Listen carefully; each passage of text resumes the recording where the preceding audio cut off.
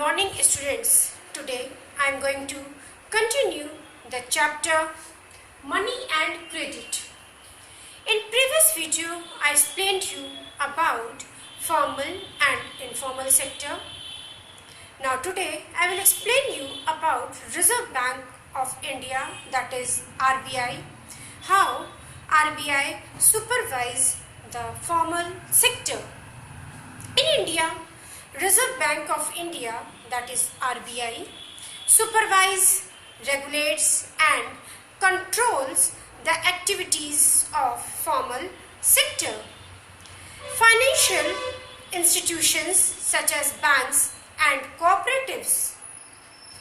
For this purpose, RBI applies various credit control measures.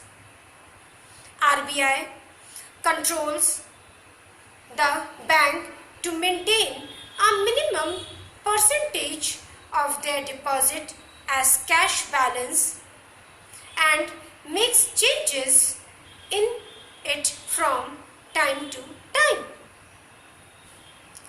RBI takes special pains to see that commercial bank gives business loan, but they also meet the credit requirements of small farmers, small scale industries and other small borrowers.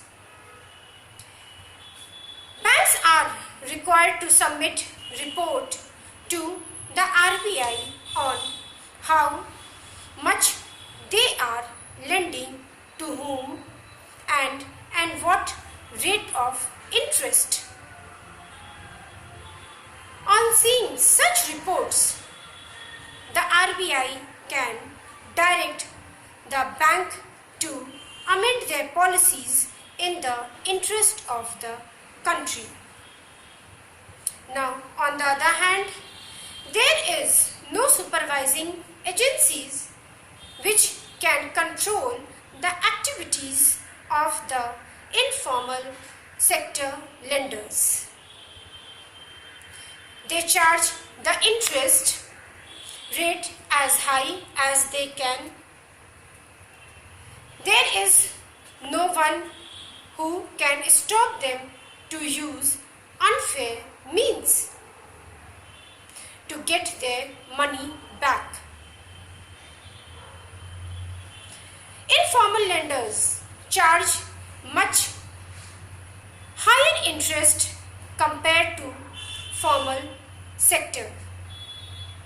The cost to the borrower of the informal sector becomes much higher, and a very large part of earning of the borrower is used in the repayment of loans. Only a very small amount of income is left with the borrowers which they can use for themselves. Not only that, the high rate of interest also implies that sometimes the amount to be repaid becomes greater than the income of the borrower. This results in debt trap for the borrower. In such situations, people would not like to start any other work from the informal sector. Now, what is formal and informal credit in urban areas? Now, in urban areas, how people are borrowing the money from the formal and informal areas. Urban borrowers also approach formal and informal sources of credit to meet their credit requirements.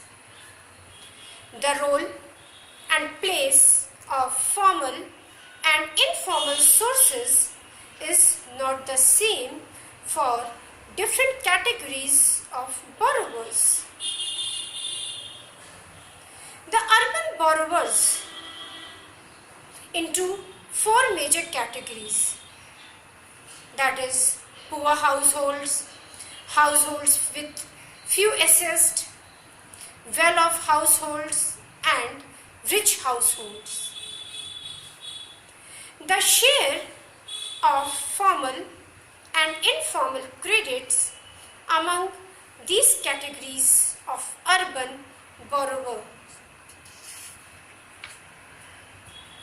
Now, on the basis of our discussion, we can understand that how it is important.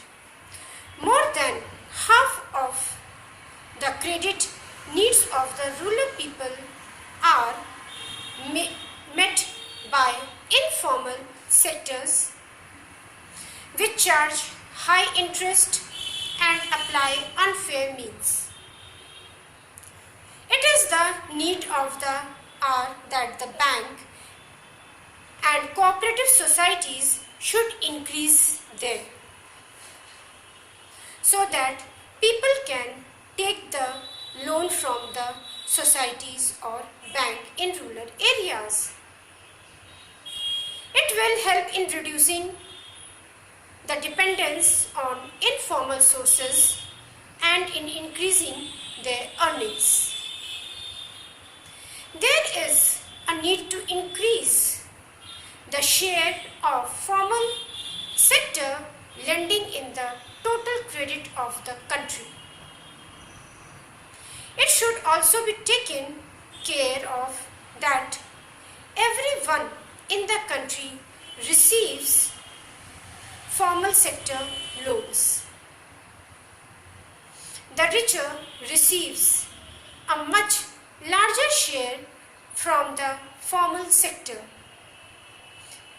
lending, while the poor section has to depend largely on the informal sources. The share of poor section should be increased in the formal sector lending. Now you have to write question and answers in your fair copy. Why do the rural borrowers depend on the informal sector of credit?